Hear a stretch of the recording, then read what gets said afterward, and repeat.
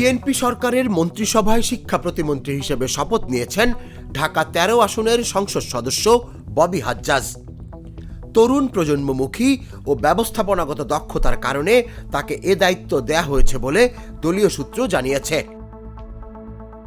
উদ্যোক্তা, শিক্ষাবিদ ও সমাজসেবক হিসেবে পরিচিত ববি হাজ্জাজ দীর্ঘদিন শিক্ষা ও যুব উন্নয়নমূলক কর্মকাণ্ডে যুক্ত। তিনি যুক্তরাষ্ট্রের ইউনিভার্সিটি অফ অক্সফোর্ড থেকে উচ্চশিক্ষা অর্জন করেন। দেশে ফিরে কর্পোরেট জগতের বড় সুযোগ ছেড়ে শিক্ষকতা ও রাজনীতিকে বেছে নেন।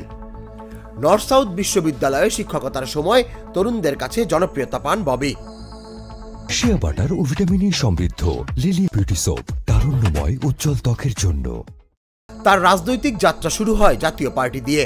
পরে মতপার্থক্যের জেরে সরে এসে প্রতিষ্ঠা করেন জাতীয়তাবাদী গণতান্ত্রিক আন্দোলন।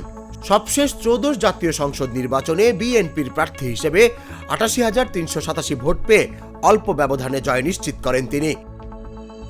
বিশ্লেষকদের মতে শিক্ষা খাতে কাঠামোগত সংস্কার, দক্ষতা ভিত্তিক পাঠ্যক্রম এবং প্রযুক্তি নির্ভর শিক্ষা ব্যবস্থা গড়ে তোলাই হবে নতুন প্রতিমন্ত্রীর বড় চ্যালেঞ্জ।